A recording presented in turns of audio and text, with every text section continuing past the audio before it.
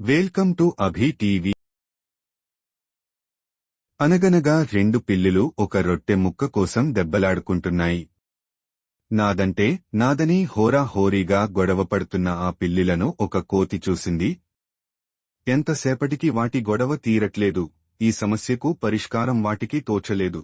మొత్తానికి కోతి వాటిని విడతీసి, ఇంతోటి దానికి ఎందుకు దెబ్బలాడుతున్నారు?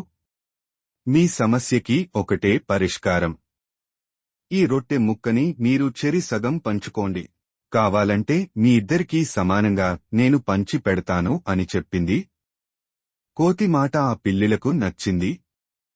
ఆ రొట్టి ముక్కను కోతికి అందచేశారు. కోతి ఆ ముక్కను రెండుగా చేసింది. అయ్యో, ఒక ముక్క పెద్దగా ఉందే అని కోతి ఆ ముక్కను కొంచెం కొరికి తినేసింది.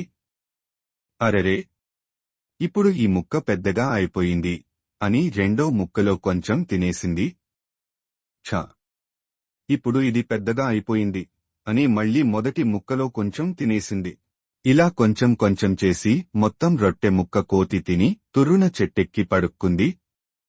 పిల్లులు రెండూ నోరు వెలేసి చూస్తూ ఉండిపోయాయి. నిరాశగా వాటి దారిన అవి వెళ్లిపోయాయి. అందుకే పెద్దలు మనకి ఎప్పుడు చెబుతూ ఉంటారు, ఇద్దరి మధ్య గోడవైనప్పుడు లాభం ఎప్పుడు మూడో వారికి చెందుతుందని.